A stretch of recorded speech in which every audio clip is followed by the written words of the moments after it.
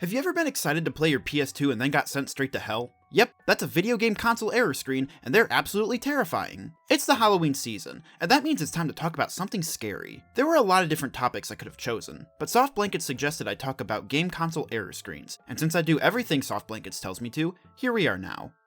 Please let my family go. This is a really strange yet really interesting topic. Error screens were never meant to be scary, so why are they? It's literally just supposed to be a technical message to let the player know that something isn't functioning properly, yet a lot of the time, they would send chills down my spine as a kid. These alerts felt ominous and filled me with dread, and that feeling was hard to explain. On a very special Halloween special, I want to talk about game console error screens and why they made me and many other children shit their pants back in the day. This is a really fun topic because it's not something that's traditionally creepy. Console warnings can frighten you in such a unique way. Thank you to Soft Blankets for this amazing idea. Everyone give them a big thank you. Anyway, let's get into it. Before we dive into some of the most iconic error screens, let's talk about what these screens are supposed to do. Error screens are simply there to tell the player that there has been some kind of system malfunction, data corruption, a disk can't be read, or something like that. The alerts you would get on game consoles are typically different than the error messages you would get on something like a PC, where it's simply some text and an error code. Think of the blue screen of death on a Windows PC where you get a frowny face and a message telling you that your PC ran into a problem. Nothing is particularly frightening other than the fact that you just lost all your progress in Ranked Jerkmate. Again?! The error messages on game consoles are usually accompanied by some kind of unique visual and audio, and they ended up being disturbing to many young players. Now that we know what error screens are supposed to be, let's go over some of the most iconic and infamous ones on gaming consoles. The warnings that are burned into your memory from your childhood for all the wrong reasons.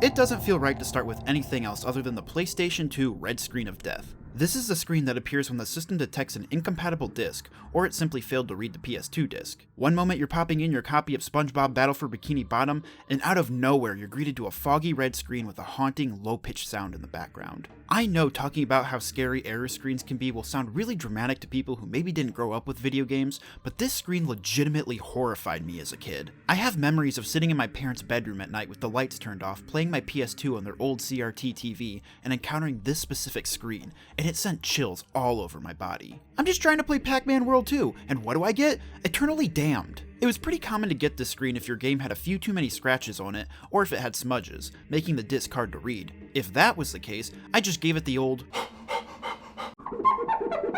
and hoped that was enough to have the PlayStation god spare me. That feeling of putting in a game that you knew was scratched up and hoping it would make it past the startup screen and onto the PlayStation logo was dreadful. If the startup screen was taking longer than 4 seconds, you knew you were fucked. PlayStation creepy console warnings go beyond the PS2. Sony, for some godforsaken reason, was hell-bent on traumatizing young children. The PS1 had its own red screen of death, but this one isn't nearly as terrifying as the PS2 version. I've heard some people consider this spooky, but it doesn't have the same kind of effect on me as some of these other error screens. One that I do find really ominous on the PS1 is an anti-piracy screen. For context, anti-piracy screens were messages built into games or consoles to stop people from playing with pirated discs or modded hardware. Instead of just blocking the game, they'd often throw up a sudden, ominous warning screen to let you know that something wasn't right. If you had a mod-chipped PlayStation, certain games would display this eerie message when trying to load the game that says in all caps, "Software terminated, console may have been modified," and then instructed the user to call Sony Computer Entertainment America. There's no music that plays while the screen is displayed, which adds to the creepiness. The thing that I think makes this message the most chilling is that it could happen to people that are completely unaware that their console is modded. Imagine this. You're a kid who just got a used PS1. You don't know if it's modded. You don't even know what modded means. You're up late, lights off, playing alone,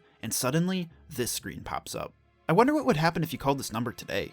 So you're pirating video games, you little bitch? You little asshole? If I catch you pirating games again, I'm gonna beat the ever-loving tar out of you right after I spread those ass cheeks so goddamn wide, and then— Dad? What about family-friendly Nintendo? In their case, we can go all the way back to the NES days. If the console is having trouble reading your cartridge, instead of getting an error screen, you'll be greeted to your game with garbled, glitchy-looking graphics. It's downright unsettling seeing your favorite kid-friendly game all distorted like this. So much so that glitching screens is a pretty common horror trope used today. The GameCube is such a cheerful little console with a fun startup jingle. Oh, silly me, I forgot to plug in my GameCube player.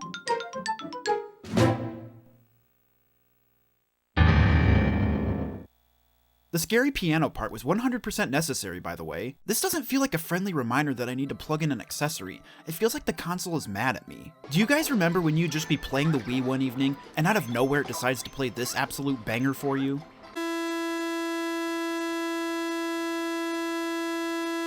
This one was up there with the red screen of death for me in terms of scariness. It's less of an error screen and more the console just dying, but this was terrifying as a kid. The whiplash from playing Super Mario Galaxy 2, then going to this high-pitched, ear-piercing tone blaring out of nowhere and the game freezing was horrifying. The Game Boy Advance had a similar one, which is much more tame by comparison. Make sure you check out my second channel where I will be uploading calm, chill Nintendo console crashes to fall asleep to. Modern Nintendo error screens aren't anything too crazy. The stuff you'll find on the Switch and Switch 2 is just white text on a black background with no music playing. I feel like it would probably be more unsettling if the Switch had menu music, so the sudden cut to no music would be jarring, but because of the nature of the console, it doesn't feel out of place. Xbox had its own share of unnerving errors. Sometimes during the startup sequence, it would cut to this black, static screen before an error message almost glitches into view. Of course, there's the one that everyone is familiar with, the Xbox 360 Red Ring of Death. If your console went through some sort of hardware failure, 3 flashing red lights would appear around the power button. This one I don't find particularly scary from a horror perspective, it's more just the fact that if you saw this light, your console was probably done for. I don't know about you guys, but I was always the type of kid where if I heard that I'd have to send my console in through the mail to have it repaired, that basically meant I was wasting money on an entirely new console because sending a console in sounded too intense for 10-year-old Aaron. So we've looked at some of the most infamous console errors, but here's the thing.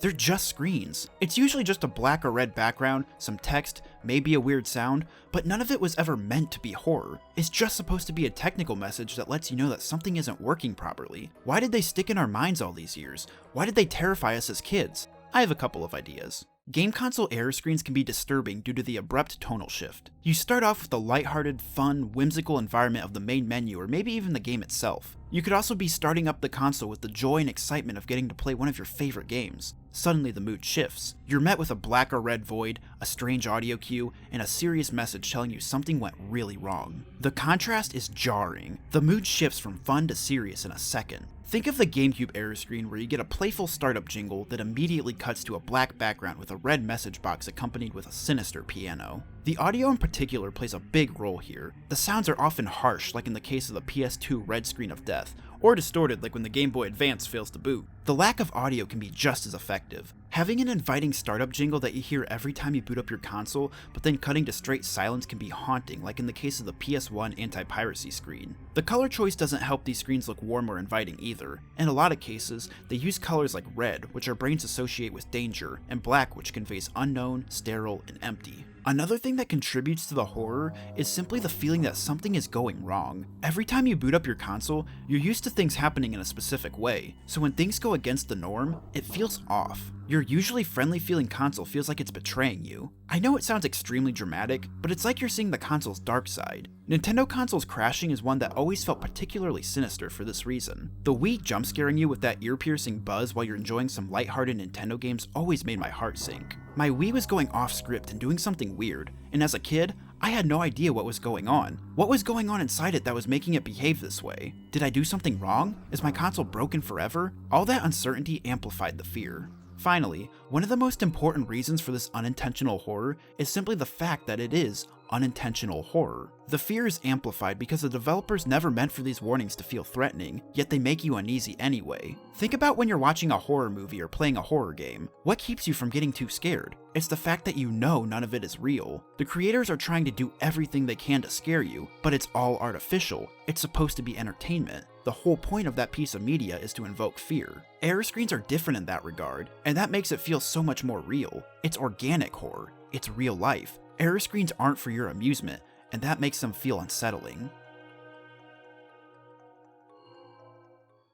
You usually had to deal with these console warnings alone in your bedroom as a kid. They haunted you, but it seemed silly that they did. You thought you were the only person in the world that got chills from error screens. Then the internet came along and you realized that you weren't the only one who found them creepy. And with the internet being the way that it is, It took things to a whole new level. That brings us to the world of memes and creepypastas. For the uninformed, basically for my mom who I know is probably watching, a creepypasta is a combination of the words creepy and copypasta, and are user-made stories and images shared across the internet with every intention of being frightening and disturbing readers. They are most known to be found in the realm of TV, movies, and video games. If you grew up with unrestricted internet access, you've probably stumbled across a few of these back in the day. Not me though. I somehow managed to avoid this area of the internet for the most part. I grew up watching Don't Hug Me, I'm Scared, but that's pretty much the only thing in the world of internet horror that I experienced. I was too busy watching Pokémon Top 10s and the Gummy Bear song or something, I don't know. That means I'm not very cultured and didn't experience even some of the most infamous creepypastas. Who the hell is Ben and why did he drown? Anyway, when people got together on the internet and realized they had the shared experience of being terrorized by real-life error screens, that naturally led to the internet taking things up a notch and coming up with fan-made error screens with the goal of scaring the shit out of some poor iPad kid. Honestly, the fact that they're intended to be horror takes a lot away from the fear factor. Some of the stuff that I find the most terrifying is the stuff that looks like it could be real. One of my favorite ones is the Wii Fit error message that says your heart rate is abnormally high and you are exhibiting the early stages of a heart attack. Imagine how scary it would be to get such a serious message while you're playing a casual Nintendo game. It would be so disturbing because of the abrupt shift from a lighthearted Wii series game to a dire message. Also because you're dying. Some of the most common types of creepypasta error screens are in the form of anti-piracy ones. I'm sure you guys remember the anti-piracy screen trend that took place around 2021. People took inspiration from the real-life anti-piracy screens, which were even more unsettling than the standard error screens, and tried to make their own. We saw a lot of the standard creepypasta tropes with this trend, more so than the creepypastas for regular console errors. There were a lot of iconic video game characters with the black eyes and weird mouths, but like the regular error screens, the scariest ones were the ones where you couldn't tell if they were actually real. That's the world of video game error screens. It's a very interesting and special type of horror. It's even more unsettling when you don't know why they make you uneasy. It's also horror that affects you in such a different way when it's not trying to be disturbing. There were quite a few that startled me as a kid, and it left me pretty confused, so it was funny to find out years later that a lot of other people had a similar experience growing up. And that's all I have to say, so happy Halloween, thank you again Soft Blankets for having good ideas, and farewell.